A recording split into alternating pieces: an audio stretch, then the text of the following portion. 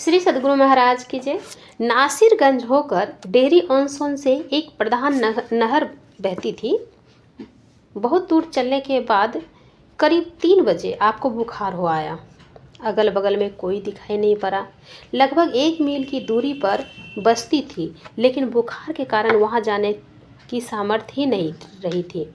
नहर के दूसरे किनारे की बस्ती निकट में थी, लेकिन पार करने वाला बेड़ा भी उसी पार में था।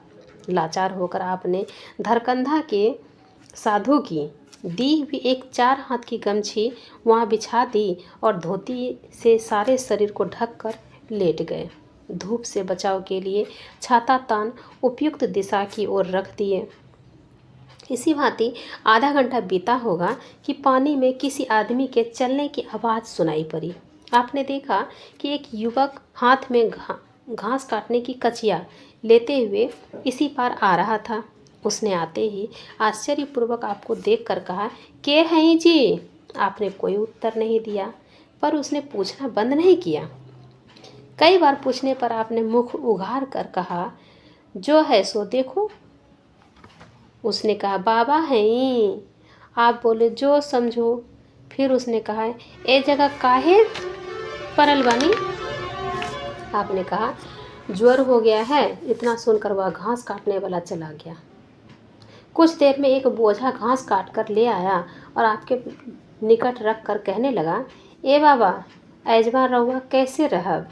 आप बोले, सबको देखने वाला परमेश्वर है, वे कैसे जैसे रखेंगे वैसे रह लेंगे। जब शरीर चलने योग्य होगा तब चलूँगा। युवक बोला, रहुआ हमरे घर पर चलिए। आपने पूछा, तुम कौन हो और तुम्हारे घर में तुम्हारे कितने आदमी हैं? यदि तुम मुझ बीमार को घर ले चलोगे तो घर वाले तुम्हें डांटेंगे।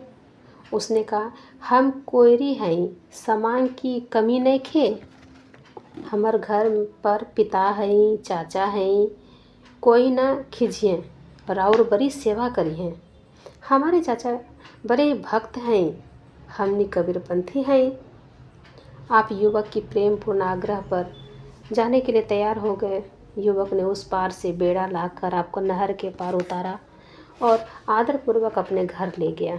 उसके परिवार के लोग बड़े ही विनम्र थे। दरवाजे पर पहुंचते ही सबने आपका सत्कार किया और बिछावन आदि की व्यवस्था की।